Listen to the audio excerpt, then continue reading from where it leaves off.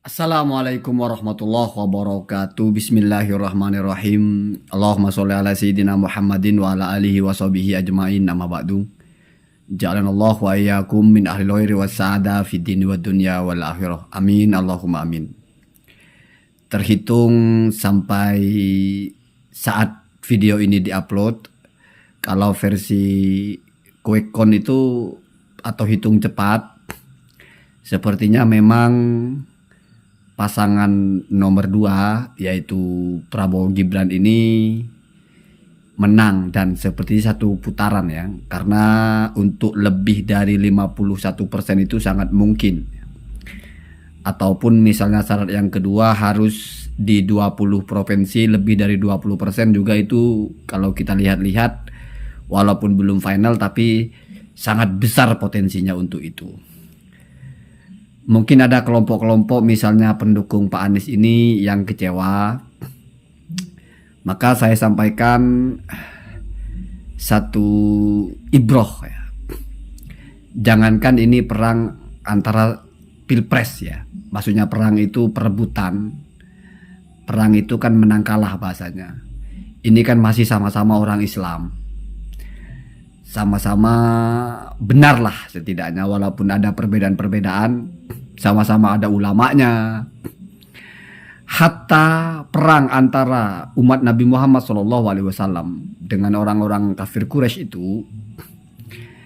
itu ya pernah saja pasukan Nabi Muhammad SAW itu kalah. Dan perhatikan bagaimana Allah memberikan gambaran dan memberikan tasliyah atau hiburan. Ada satu ayat dalam Al-Quran, iyam saskum korhun fakot masal koma korhun misluhu. Jadi apabila telah menimpa kepada kalian luka ya, atau kekalahan lah, maksudnya ini adalah dalam perang Uhud ya, maka fakot masal koma korhun misluh, bukankah sebelumnya juga pernah menimpa kepada mereka itu kekalahan, yaitu pada perang Badar. Watilkal ayyamu, nah, ini kelanjutannya, ini hukum alamnya ya. Dan itulah hari-hari ya, nudawiluha bainan nas, yang kami gilirkan atau kami putarkan atau kami rotasikan. Ini sehingga ada bahasa itu roda berputar. Kalau kita tafsirkan ya, ai nudilul ayyama ala a'daikum ya. Jadi hari-hari atau waktu itu kami gilirkan. Tarotan terkadang alaikum ya, kalian yang sial, walahum dan mereka yang beruntung, kadang-kadang sebaliknya. Dan ini di dunia ya.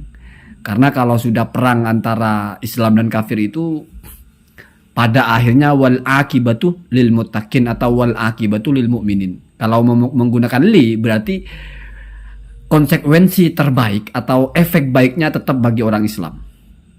Jadi orang Islam perang dengan orang kafir itu, mau orang Islam yang menang, mau orang Islam yang kalah, itu tetap karena hukumnya mereka di jalan yang benar.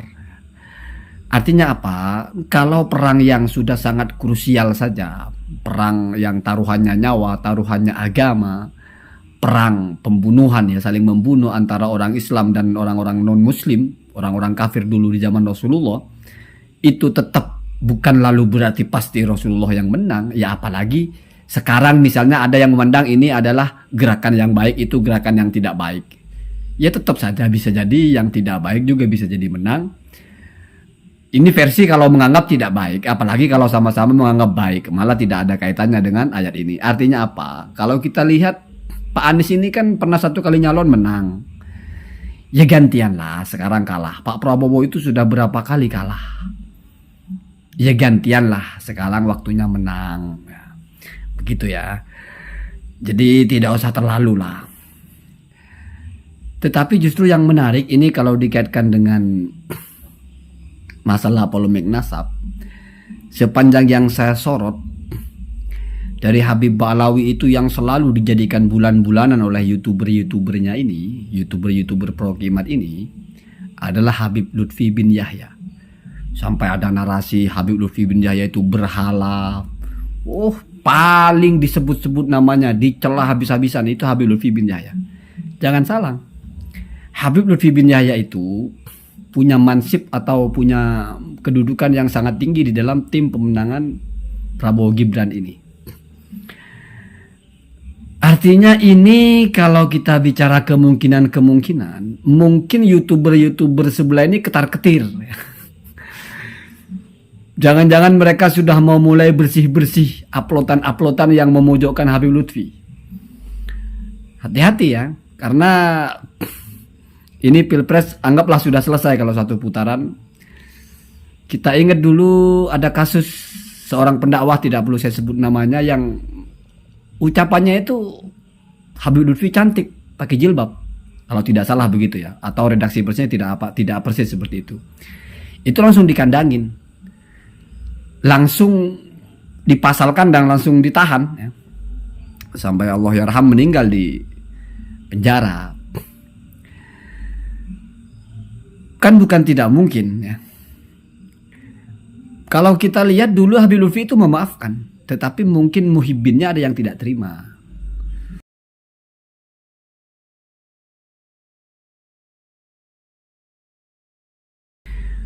Bukan tidak mungkin Habib Lutfi itu punya keluarga. Bukan tidak mungkin punya pecinta. Bukan tidak mungkin punya muhibbin yang juga berkelas.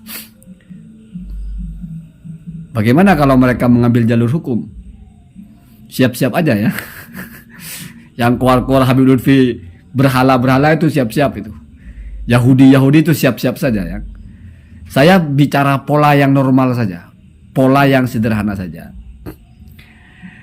Seorang Habib, apalagi selevel Habib Lutfi itu, jangan kamu kira tidak ada orang yang sangat mencintainya atau sangat mengaguminya atau muhibbin tulen.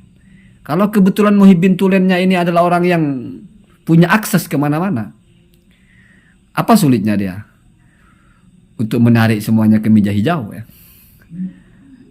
Terus apa kabar kalian itu yang kalau bikin konten seperti paling yes itu, maki-maki Habib itu, apa yang mau diandelin? Kadang-kadang saya ya lucu,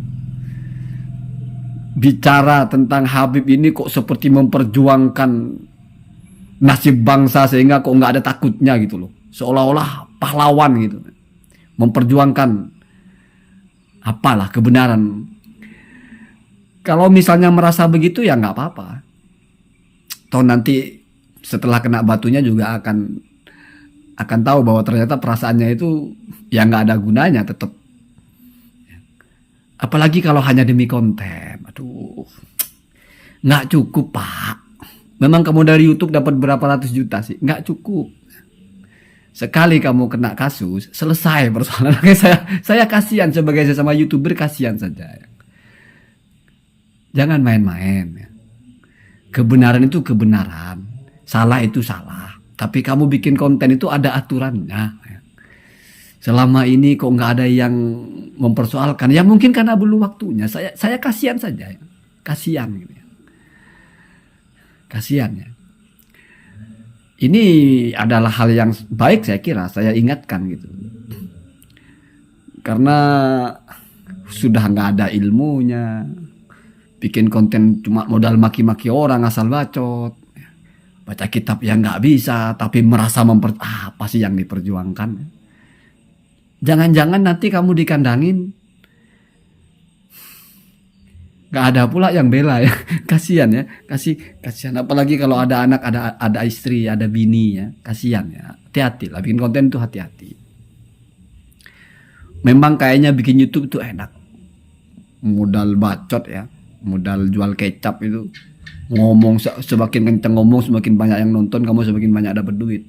Tapi sekali kamu kena batunya, nggak cukup kamu dapat duit berapa juga dari YouTube. Sudah banyak kasusnya itu ya, sudah banyak buktinya.